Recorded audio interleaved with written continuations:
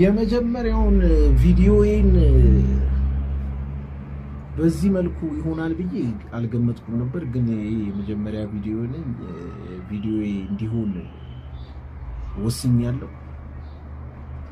በጣም ቀላል እንዲሆን፣ አገሬ ላይ እንዲሆን፣ ኢትዮጵያ እንዲሆን አሰብኩኝና እስቲ ቆይ ዛሬ ለምን አልጀምርም ብዬ እስቲ አንዱ ለሶስት ወልመካ እባላለሁ። ስሜ ወልመካ ነው። የማወራችሁ ነገር ኳስ ነው።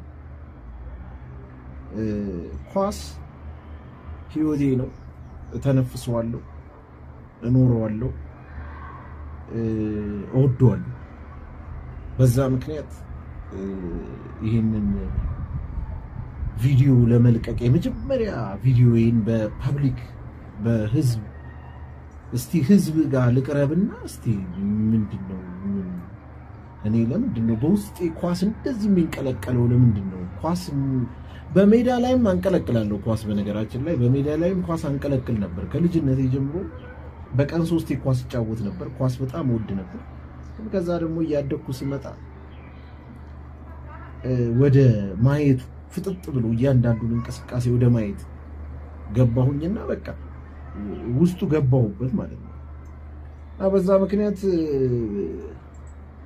መጪው ዓለም ዋንጫ ነው። ስለ ዓለም ዋንጫ ማውራት ፈልጋለሁ። ብዙ ነገር አወራለሁ። 48 ቡድን በጣም የሚገርም ዓለም ዋንጫ እየሆነ መጣ። የድሮ ያያችሁ ድሮ 32 እያለ አነስን 32 ሀገር ብቻ ነው እንደ ዓለም ላይ ያለው። ኳስ እኮ የዓለም ነው። እኔ ኳስን ምን ብዬ እንደምጠራው ልንገራችሁ። ሁለተኛው ደቂቃ the game of gods ነው የምለው። በቃ 4 ነጥብ። ያው የሚቀበል ይቀበላል፣ የማይስማማ ያው ኮሜንት ላይ ትላለ። ኮሜንት ላይ ነው አይደል አለመስማማታችሁን የምትገልጹት ኮሜንት ላይ ይመስለኛል።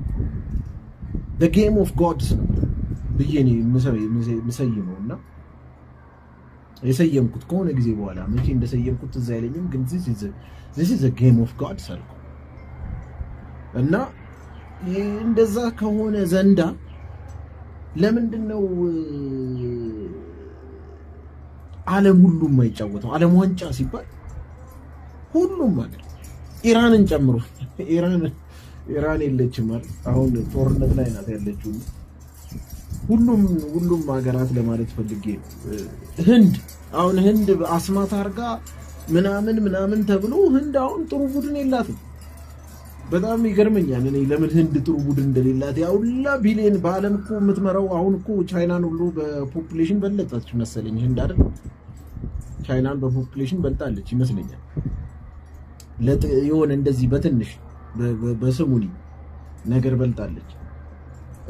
ግን እኔ አሁን ዓለም ዋንጫ ሲባል በቃ ሁሉም 100 ምናምን ሀገራት የሚጫወቱት ሁሉ ቢሆን ሁሉ ደስ ይለኛል። እኔ ኳስ ከመውደድ የተነሳ ማለት ነው። እያንዳንዱን ሀገርም ታለንት ማውጣት ይችላል ብዬም አምናለሁ። እያንዳንዱ የሰው ልጅ እኩል ነው ብዬ ነው ማለት የልምድ ጉዳይ እንጂ የሰው ልጅ እኩል እየሆነ መምጣቱ አይቀርም። እና ስለ ዓለም ዋንጫ አወራለሁ በደንብ ስለ 48ቱ ቡድኖች አወራለሁ። ስለ ዴሞክራቲክ ሪፐብሊክ ኦፍ ኮንጎ ደግሞ በደንብ ነው የማወራው። ዲአርሲ የመጨረሻዋ ገቢ ትመስለኛለች አይደል? ጃማይካን አሸንፋ። ስለሷም በደንብ አወራለሁ። በደስታ መኪና ምናምን ተሸለሙ የሚል ወሬም ሰምቻለሁ። ተጫዋቾቹ በመንግስት በጣም ደስ ይለኛል። በጣም ነው የምወዳቸው ዲአርሲዎችን።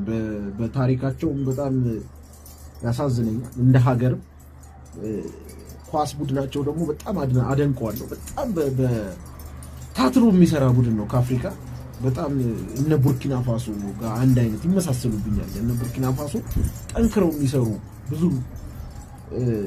ጥሩ ተጫዋቾች ያሏቸው ናቸው።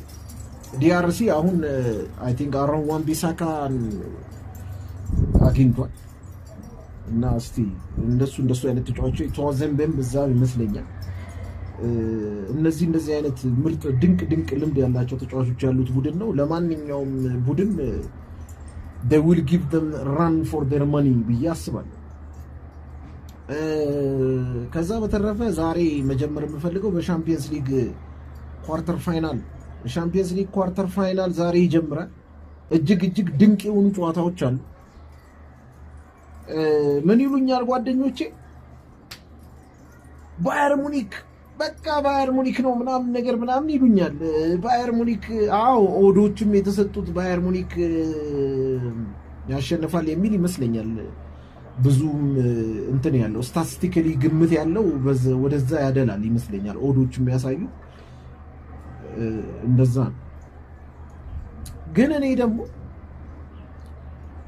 ኦድ ብቻ ወይም ስታቲስቲክስ ብቻ ወይም ወቅታዊ አቋም ብቻ እንትን ይላል ብዬ አላስብም። እኔ ብዙ ቫሪያብሎች አሉት ኳስ ብዬ አስባለሁ። ታሪክ፣ ኤክስፔሪየንስ፣ መንፈስ ሁሉ አለው ኳስ ብዬ አስባለሁ። የሻምፒየንስ ሊግ መንፈሱ የሚወደው ቡድን ነው ሪያል ማድሪድ ማለት እና ደግሞ በቃ የሆኑ 2 3 4 ተጫዋቾች ጌማቸውን ከፍ የሚያደርጉበት ሁኔታ አለ ሪያል ማድሪድ ሻምፒየንስ ሊግ ሲባል ማለት ነው። ለዛውም ኳርተር ፋይናል እና በዛ ምክንያት ባየር ሙኒክን እጠራጠርለታለሁ። ለዛውም ሪያል ማድሪድ ሜዳ ላይ ነው። ስለዚህ እኔ ሌላው ጨዋታ አርሰናል ከስፖርቲንግ ነው ዛሬ። አርሰናል ከስፖርቲንግ በጣም ኢንተረስቲንግ ነው። ምክንያቱም እኔ ለዋንጫ ከምጠብቃቸው ቡድኖች ዋነኛውና ቀንደኛው አርሰናል ለምን ቶታል ፉትቦል ስለሚጫወት የኢንዲቪጁዋል ታለንት ጉዳይ አይደለም። አርሰናል አሁን ጄል አርጓል፣ ኤክስፔሪየንስ አለው። 11ዱም ተጫዋቾች በጣም በቃ ፎከስ አድርገው ነው የሚጫወቱት። ላስት ይር ራሱ ሪያል ማድሪድን የጣለ ቡድን ነው አርሰናል። በነገራችን ላይ በላስት ይሩ ቡድንና የዘንድሮ ቡድን የሚከብድ ይመስለኛል ሳስበው። ያው ሰው የሚያየው መውደቁን ይሄ ኤፍኤ ካፕ አለመብላቱን ካራባዋ ካፕ አለመብላቱን ምናምን በቃ ዋንጫ ራቀው ምናምን ይላል። ዋንጫ እኮ እንዲህ ቀላል አይደለም። ትሬብል ምናምን መብላት እኮ ዝም ብሎ ቀላል አይደለም። ለዛውም አርሰናል የታለንት እጥረት አለበት የሚል ስቲል በታለንት ቢሃይንድ ነው ከቶፕ ቡድኖች ማለት ነው። አሁን እኔ በአሁን ሰዓት ላይ የምሰጣቸው ቶፕ ብዬ የማስቀምጣቸው ቡድኖች አርሰናል፣ ፒኤስጂ እና ሪያል ማድሪድ ናቸው። በዘንድሮ አሁን 3ቱ ናቸው እኔ ዋንጫውን ይወስዳሉ ሻምፒየንስ ሊግ ብዬ የማስበው። በዓለም ላይም በጣም ድንቅ የሆነ እግር ኳስን እየተጫወቱ ነው፣ ቶታል ፉትቦልን። እኔ እግር ኳስ ሲባል ኢንዲቪጁዋል ታለንት ላይ ብቻ አላተኩርም። ምን ያህል ኢንዲቪጁዋል ታለንት አለ፣ ምን ያህል ቁጥሩ በዛ ሲል ነው ደስ የሚለኝ። የሆነ አንድ ወይ ሁለት ተጫዋች አሁን ድሮ ሜሲ ሮናልዶ እንደሚባለው ብዙም አይስማማኝም። ሜሲ እና ሮናልዶ በዛ ብለው 5 6 አንድ ቡድን ውስጥ ሲኖሩ በቃ ነው ኳስ በቃ እግር ኳስ ለማየት ነው እኔ የሚፈልገው። ስለዚህ እንደዛ አይነት ቡድኖች አሁን ፒኤስጂ አይነት ቡድኖች በቃ ታለንት በጣም ቁጥሩ ጨመር ያለ ታለንት ያለው ቡድኖች ማለት ነው። እንደዛ አርሰናል ብዙ እንደዛ አይነት ቡድን አለ። አርሰናል የታክቲክ የሚተገብሩ ተጫዋቾች የሚበዙበት ኢንዲቪጁዋል ታለንት ብዙም ያልሆነበት ቡድን ነው።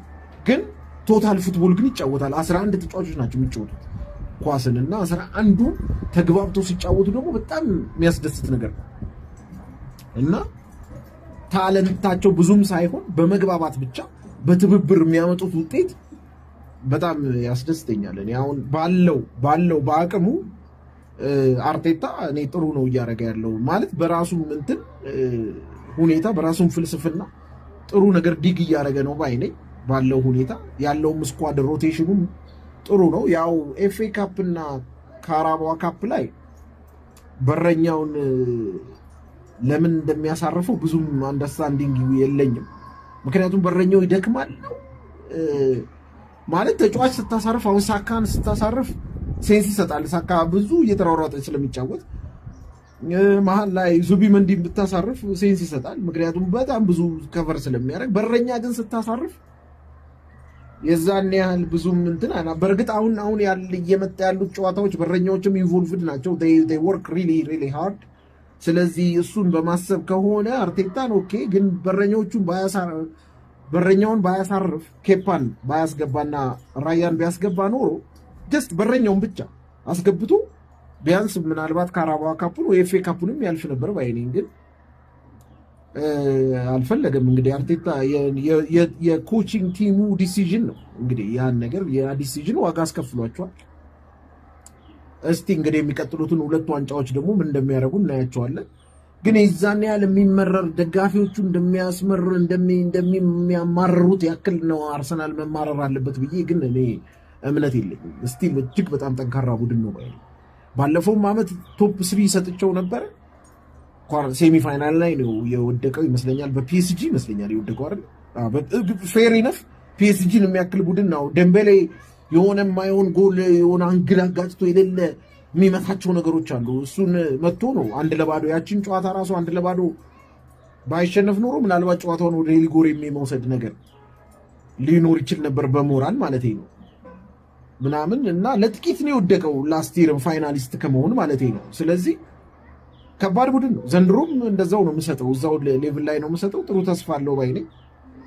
የነገው ጨዋታ ባርሴሎና ከአትሌቲኮ ማድሪድ በጣም ከባድ ጨዋታ ነው። ምክንያቱም ሪትም ቨርስስ ዲስራፕሽን ነው የምለው እሱን ጨዋታ። እኔ ሪትም ባርሴሎና በሪትም ነው የሚጫወተው፣ አትሌቲኮ ደግሞ ሪትም ይወዳል። ሪትም ሲያገኝ ዲስራፕት ማድረግ ይችልበታል። አትሌቲኮ ማድሪድ የማይወደው ምንድነው? አንፕሬዲክታቢሊቲ ነው የማይወደው፣ ተገማች ያለ መሆን፣ የማይገመቱ ቡድኖች። አሁን አርሰናል ለምሳሌ እንደ አርሰናል ቡድን አትሌቲኮ ማድሪድ ባርሴሎናን አሸንፎ ከአርሰናል ጋር ከተገናኘ አርሰናል ይቀለዋል የሚል ግምት አለ። አትሌቲኮ ማድሪድ ይቀለዋል። ግን አትሌቲኮ ማድሪድ ዲስራፕሽን ላይ ነው እንጂ የሚሰሩት ሪትም ዲስራፕሽን ላይ ነው እንጂ የሚሰሩት አንፕሬዲክተብል ወይም የማይገመት ሪትም የሌለው አይነት ቡድን እንደ አርሰናል እንደ ፒኤስጂም ሪትም የለውም ማለት። እነዚህ ቡድኖች ሪትም የላቸውም የምልበት ምክንያት አለ። ምክንያቴ ምንድነው? ከተለያየ አቅጣጫ ነው ፋየር ፓወራቸው፣ ከተለያየ አቅጣጫ ነው የሚያጠቁት። ፕሬዲክተብል አይደሉም። ማንም ሊያገባብ ይችላል። እንደዚህ አይነት ቡድኖች አሉ ወይ አገቢያቸውም ይታወቃሉ። ገባ? አሁን ባርሴሎና ሪትሙ ይታወቃል፣ አግቢው ይታወቃል። ወይ ያማል ነው ወይ ራፊኒያ ነው የሚያገባው። አሁን የጨመሯቸው እነ ራሽፎርድ፣ ዳኒ ኦልሞ አሁን እየገቡ ነው፣ እየመጡ ነው ቀስ እያሉ። ስለዚህ አታኪንግ ሰርዱ አንፕሬዲክተብል እየሆነ ነው ቀስ እያለ። ሃንሲ ፍሊክ በጣም ጎበዝ አሰልጣኝ ነው። ያው ተከላካይ ላይ ነው እንጂ ችግር እየገጠመው ያለው ሌላው በጣም ጥሩ ነው። ስለዚህ እሱ ጨዋታ በጣም አንፕሬዲክተብል ነው፣ መገመት ራሱ ይከብደኛል። እሱን ጨዋታ በጣም ክሎዝ ነው የሚሆነው የሚል ግምት አለ። ደንብ ኳስ የሚጫወት ቡድን ስለሆነ ከአርሰናል ጋር ሲጫወቱ ራሱ ጥሩ ኳስ ለማየት ባርሴሎና ቢያሸንፍ ደስ ይለኛል። ምክንያቱም የአርሰናል ከአትሌቲኮ ፉሊ ታክቲካል ነው የሚሆነው። ፕሮባብሊ በጣም ቦሪንግ የሆነ ጌም አይነት ነገር ነው የሚሆነው። ስለዚህ ባርሳ ከአርሰናል ቢደርሱ ደስ ይላል። ስፖርቲንግ የሚባልን ቡድን ካሸነፈ ቀላል ጨዋታ አይደለም። ስፖርቲንግ የሚባለውን ቡድን ጥብት አድርጎ አሸንፎ ማለፍ አለበት አርሰናልና ቀላል ጨዋታ አይደለም የገጠመው። ዛሬ ራሱ አርሰናል ያሸንፋል ብዬ ገምታለሁ። ሌላው ጨዋታ ምንድነው? የማን ነው? ነገ አራተኛው ጨዋታ ማለት ነው። ሌላው ጨዋታ የፒኤስጂው ነው መሰለኛል። ፒኤስጂ ከሊቨርፑል እሱም ጨዋታ ሰው ያው 5-0 በድምር ውጤት 10-0 አይነት ብሎ ያስበዋል። ሊቨርፑል በጣም በደከመ አቋም ላይ ስላለ ግን እኔ ሊቨርፑል በቀላሉ ይላቀቀዋል ብዬ they will give them run for their money በደንብ አስቸግረዋቸው ነው ካለፉም የሚያልፉት ብዬ አስባለሁ። ፒኤስጂ በእርግጥ በጣም ከባድ ቡድን፣ ከሚታሰበው በላይ ከባድ ቡድን ነው። ሊቨርፑል ደከም ያለ አቋም ላይ ነው ያለው። ስለዚህ ያው ፒኤስጂ ሞስት ፕሮባብሊ ያሸንፋል፣ ግን ላላ አይሆንም ጨዋታው። ዝም ብሎ ብዙ ፕሪዲክት ያደረጉ ፐንዲቶች ሰምቼ ኢዚ ጌም ነው ለፒኤስጂ ሲሉ ሰምቻለሁ። አይ ዶንት ቲንክ ኢትስ አን ኢዚ ጌም፣ ኢትስ ጎይንግ ቱ ቢ ዲፊካልት ጌም። አስቸጋሪ ጌም ነው የሚሆነው፣ ግን ፒኤስጂ ወጥቷል ከሆነ ሴንስ ይሰጠኛል ማለት ነው። ስለዚህ እከሰታለሁ በሁለተኛ ቪዲዮ በተከታታይ ብዬ ገምታለሁ። አመሰግናለሁ።